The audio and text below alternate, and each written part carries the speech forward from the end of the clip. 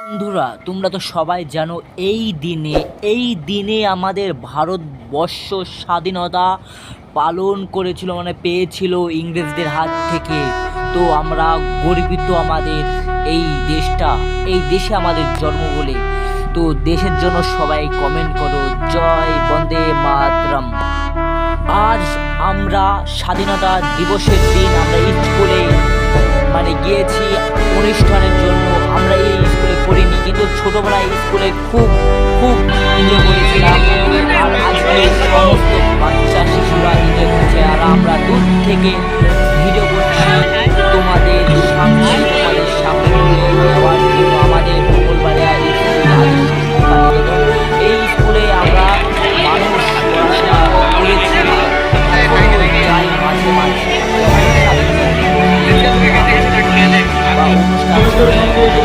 পরিবেশন করবে।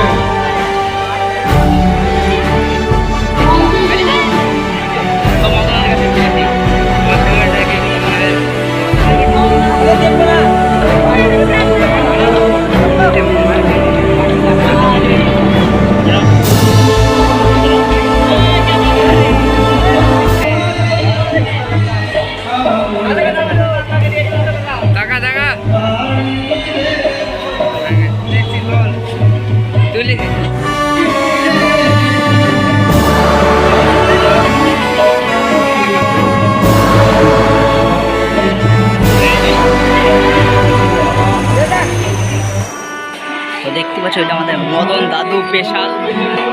তো মদন দাদুর এখন ছবি তোলা হচ্ছে, দেখতে পাচ্ছ মদন দাদু এখন সেলিব্রিটি হয়ে গেছে।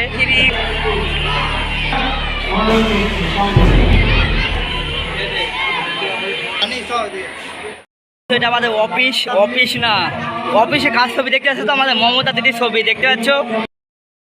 নাই, নবাব নাই, 18 বিঘার উপরে জমি কেউ রাখতে পারবে না। গণতন্ত্র নিয়ে আসলো, ভোট নিয়ে আসলো, আগেও পাস করো। আজকে নরেন্দ্র মোদী চা বেচালো, ভোটে পাস করলো, প্রধানমন্ত্রী হয়ে গেল। আমাদের মমতা ব্যানার্জি বস্তির মেয়ে, ভোটে দাঁড়ালো, পাস করলো, মুখ্যমন্ত্রী হয়ে গেল। আগেকার সিস্টেম থাকলে এরা কেউ আসতে পারতো না।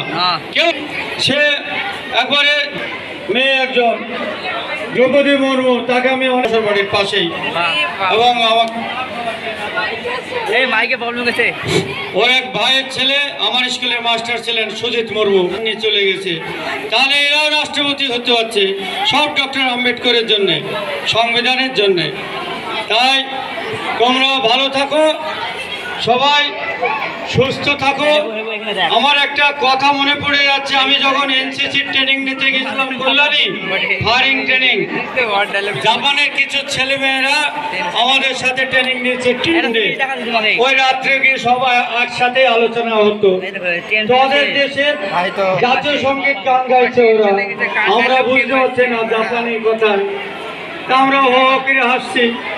ওদের মধ্যে একটা ছেলে বলছে, আধা ইংরেজিতে বলছে, আধা ইংরেজিতে, যে এরা আমাদের জাতীয় সঙ্গীতকে ইনসাল্ট করছে। আমাদের কাছে পিস্তল থাকলে গুলি করে দিতাম। কত দেশাত্মপ্রেম। আর আমাদের জাতীয় সঙ্গীতকে ইনসাল্ট করে অনেকে, পতাকে পায়ের তলায় নিয়ে যায়, সংবিধানকে চ্যাগলায়, মুখ চ্যাগলায়। তাহলে দেশের এরাই হচ্ছে নেতা। এটা তো চরম অন্যায়। আমাদের ভিতরে দেশপ্রেম নাই, আগেও বলছি এখনো বলছি, দেশপ্রেম নাই, টেররিস্ট সমস্যা।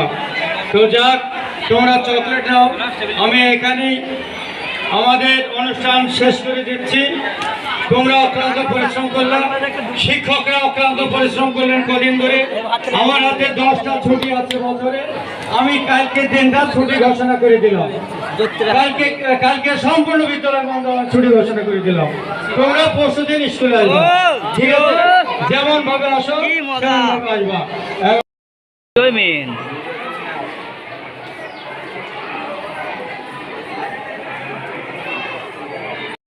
স্যার এখানে আসেন, শুনেন।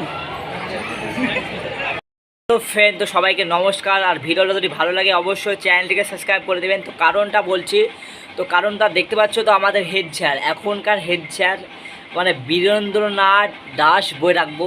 তো সে স্কুলে হেডমাস্টার বলে যা খুশি তাই করছে। তো আমাদের স্কুলের মাস্টার কেউ মানে শান্তিতে নেই। মানে মাস্টার দেখতে পাচ্ছে, সুনীলের আমি ভিডিওটা করলাম, সুনীল মাস্টার এরকম করে মাথা নিচু করে আছে।